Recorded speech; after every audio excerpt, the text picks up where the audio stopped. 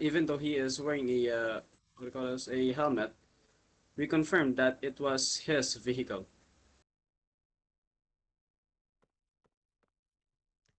Thank you for that, for your supporting That's all, facts, sir. Mr.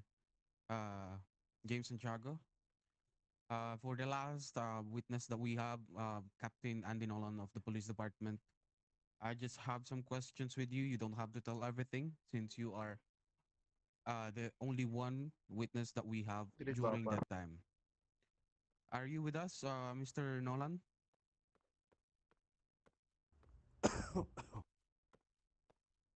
Hello, Mr. Nolan.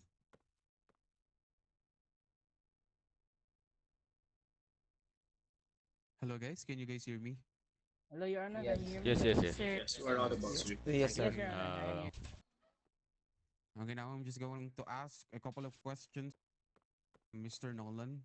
Was Mr. Bronson armed at the time of the controlled controlled equipment weapon deployment that time? No, Your Honor, Mr. Bronson wasn't armed at all. Thank you so much.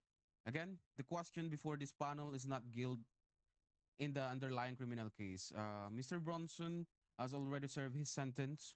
The question is whether Detective Evercrest violated department policy or constitutional standards, and whether the department bears civil liability against Mr. Charles Bronson. Captain Scott McDouglas, you may now uh, ask some questions regarding this matter. Thank you so much, sir.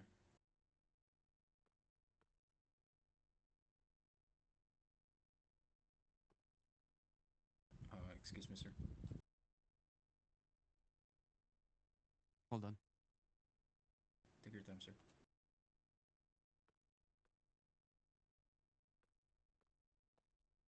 Mr. Charles Bronson, yes. can you please state your full name for the record? My name is Charles Bronson. Okay, sir. So on January 5, 2026, why did you come to the police stations? I came from the police station because I'm concerned about my car and what happened to my car, and also I was reporting that my vehicle was stolen. Upon checking my phone, I tracked my car and found it in the police garage. Did you come to the station voluntarily or you were brought in by Uh, officers? no, I went to the police department voluntarily because I'm looking for justice about what happened to my car, and yeah, I asked Officer Nolan, and then Officer Chris pop up. Okay. When Detective Evercrest approached you, did you comply with his initial questions? Yes, sir. Did you ever attempt to leave the station? No, sir. Were you armed at any point during the encounter? No, sir. Did you threaten Detective Evercrest or any other officer? No, sir. Did you physically resist being detained? No, sir. Did you strike, push, or attempt to flee from any officer? No, sir. Was your refusal limited to verbal disagreement or non-compliance? Sorry, come again. Was your refusal limited to verbal disagreement or non-compliance? Uh, no comment. Okay. Where were you physically located when the CEW was deployed or conduct electrical weapon? I was with Officer Nolan in the police department garage. Were you given any warning before the taser was used? Yes.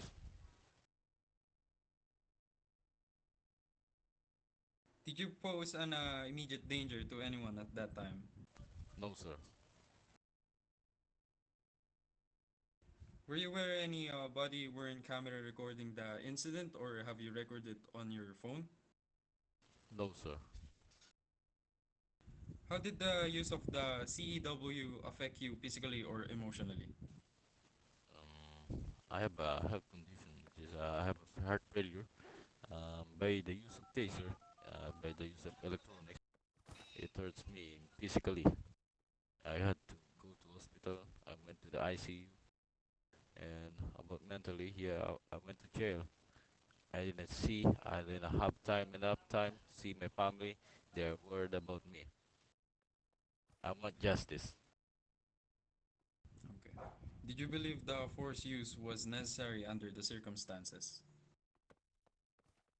No, sir. Okay. Thank you so much, Mr. Bronson. You may now sit. Detective Evercrest, Yes, sir. please state your name, rank, and assignment for the record. Xander Evercrest, current rank, Detective 1, Junior Detective, and Division, Robbery and Homicide Division. Okay. Did you recognize Mr. Bronson from an earlier incident that same shift? Yes, same shift. What facts led you to believe you had probable cause to detain Mr. Bronson? Firstly, when the incident was happening, I pulled the 10-11 on Mr. Bronson. And right after, I didn't even properly end the 10-11. I was just code 4. Another suspect came into my eyes and he fled with Mr. Charles Bronson because I already stated in this code that three or four people were on the back of the bobcat, and another person hopped on the second suspect. Like after the 10-11, I pulled on Charles Bronson. The suspect hopped on into Charles Bronson's vehicle, and that's why I charged him after looking at his ID. After that, I was totally sure that the suspect fled with Charles Bronson, and a departmental-wide charge had been applied to Mr. Charles Bronson, and that's why we impounded the vehicle because it was used in a crime, and that's why we detained. I tried to detain Charles Bronson, but he is lying to the court that he re- didn't resist it. He resisted both physically and mentally. Okay. Where did the encounter take place inside the police facility? No, the 10-11 was pulled on Montgomery. I was asking about the CEW. Yeah, it was in front of the police garage. Was Mr. Bronson inside a secured and controlled environment? How do you put secured and controlled environment? I was asking you if Mr. Bronson was inside a secured and controlled environment, like here in Yeah, our police department. no, he was not in the department. No, he was not inside the department. He was outside the garage facility. Okay, detective. Was Mr. Bronson armed at any point? Didn't have idea because I didn't search up Mr. Bronson at first, but he was not armed at the moment I did, Your Honor. Did Mr. Bronson make any physical movements indicating an attack? Yes, sir. Mr. Bronson tried to lean in back and turn around when I was trying to physically restrain him. How would you describe Mr. Bronson's behavior during the encounter? During the encounter, Your Honor, Mr. Bronson was very nervous.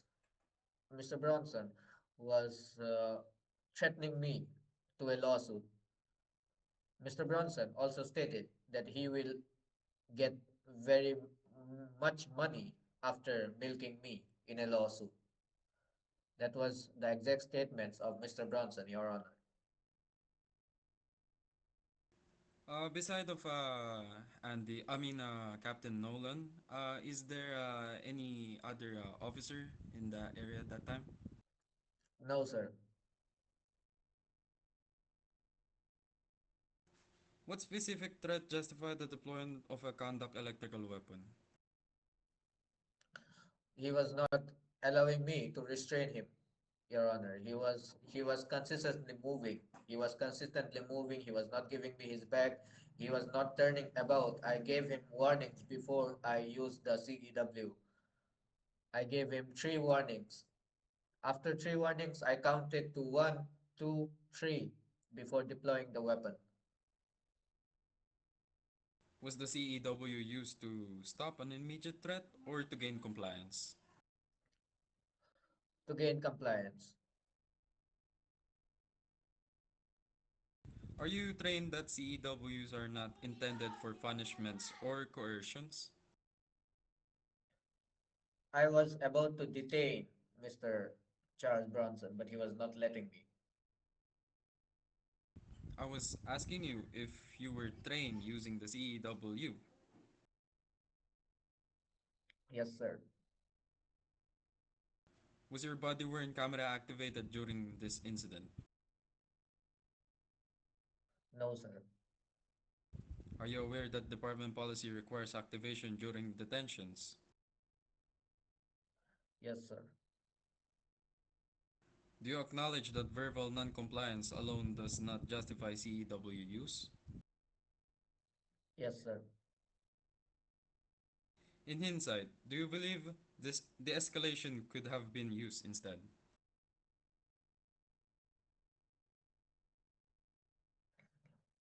How do you put it, Your Honor? De-escalation, as in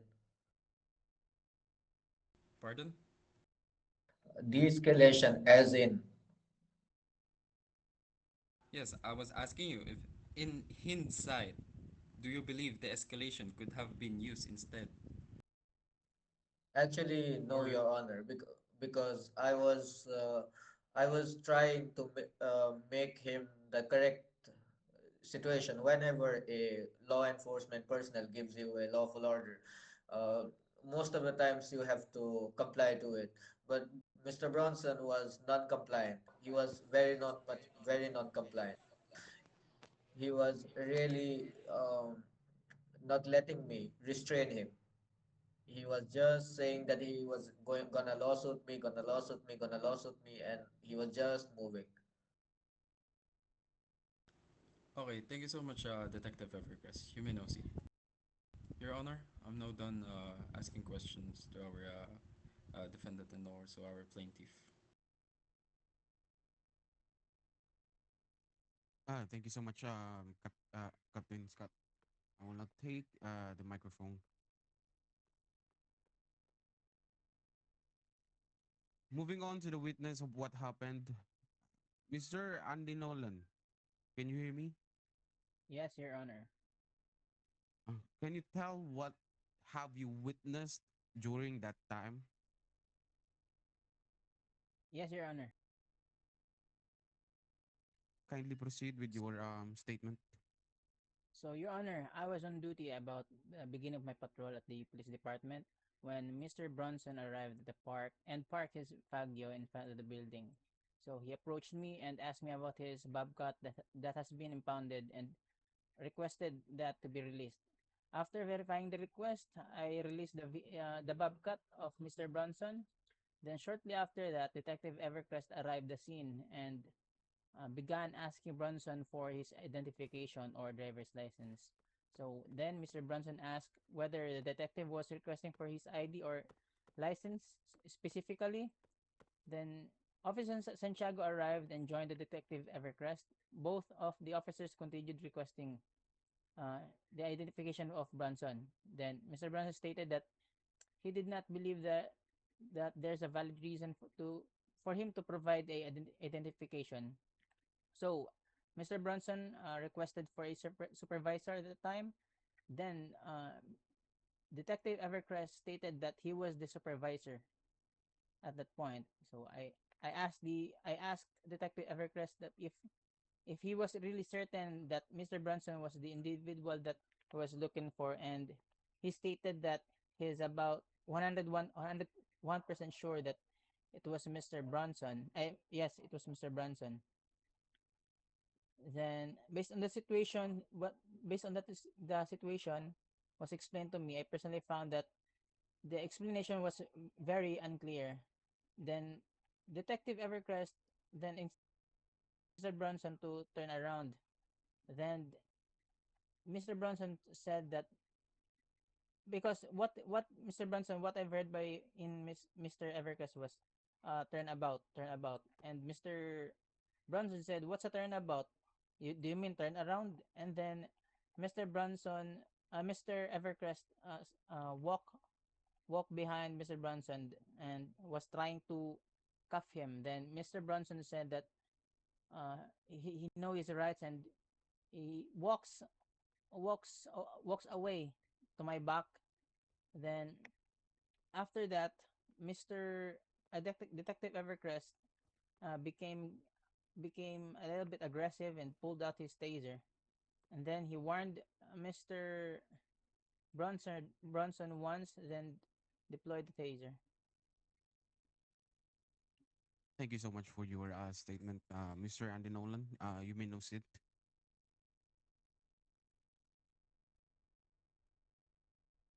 We'll now proceed to share the Internal Affairs investigation findings.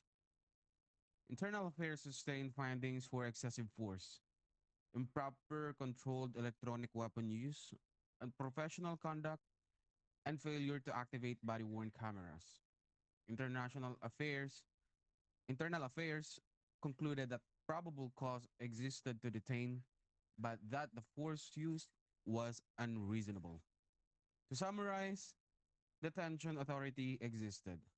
However, the subject posed no immediate threat, was unarmed, and the use of a controlled electronic weapon occurred during emotional escalation without camera documentation.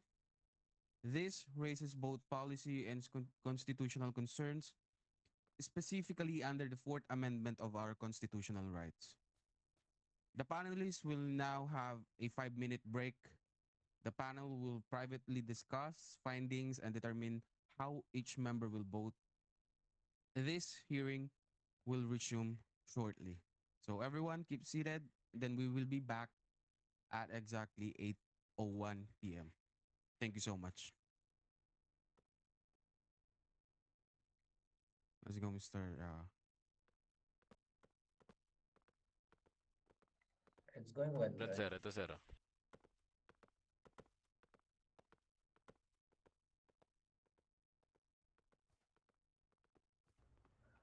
I think it's going pretty well for now. Hoy, It's bakit taking pinapatuloy mo ako pace, kanina? but yeah, let's see what happens.